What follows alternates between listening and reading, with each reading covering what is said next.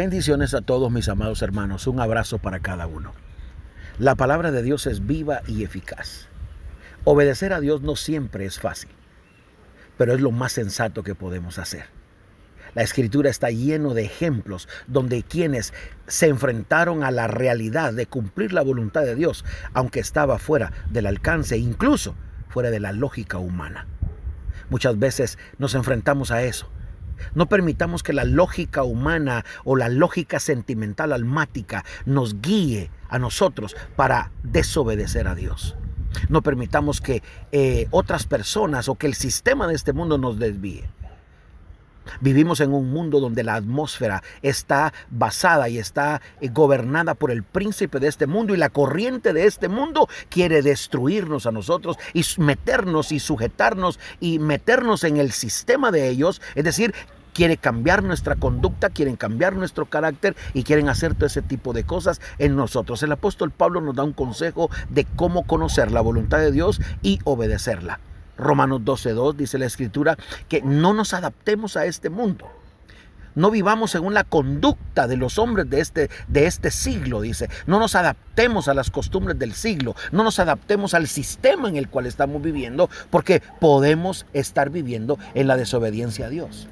Antes bien, dice, permitámosle al Espíritu transformar nuestra mente. He ahí el secreto. El secreto está en transformar la mente.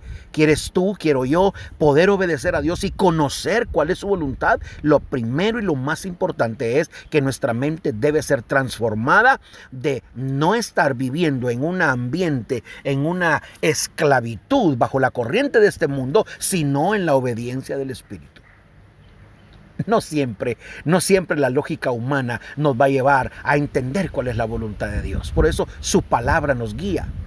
Gedeón se enfrentó a un enemigo numeroso. La Biblia dice que eran como langostas, eran numerosos, eran miles, cientos.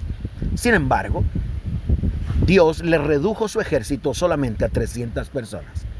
Parecía, en la lógica humana, sería algo insensato poder ir a pelear contra un enemigo tan numeroso solo con 300. Y aún agrégale que no llevaban armamento, no llevaban espadas, ni tampoco un ejército, ni tampoco un armamento sofisticado para decir vamos a destruir a este equipo, a este ejército. No, sino que simplemente iban con 300 personas y lo que llevaban eran cántaros y antorchas.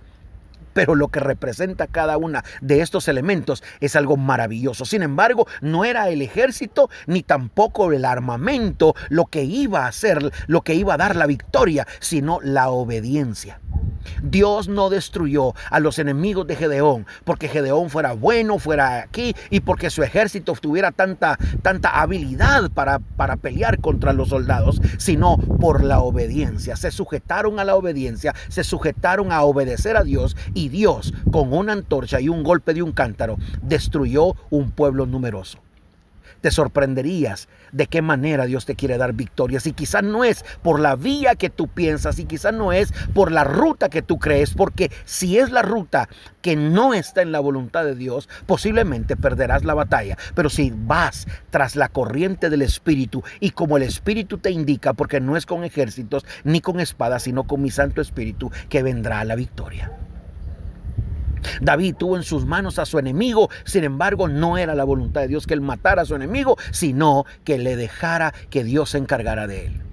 Moisés estuvo frente al mar sin poder avanzar, atrapado entre el mar y su enemigo Faraón. Sin embargo, obedeció a Dios al extender la vara y el mar se abrió. David se enfrentó a un Goliat tan fuerte y poderoso que en la lógica de sus hermanos era una ignorancia ir a pelear contra ese gigante, y le decían no lo hagas, no seas tonto. Sin embargo, él le creyó, salió de la lógica humana y le creyó a la lógica del Espíritu, y con una pedrada fue suficiente para vencer al gigante.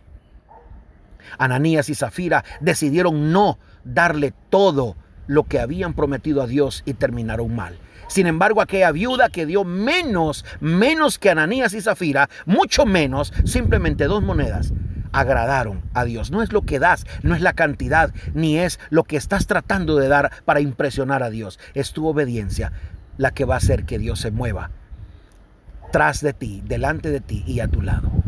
Que Dios te bendiga. Vivir en obediencia es lo más sensato. Amemos a Dios y obedezcámosle.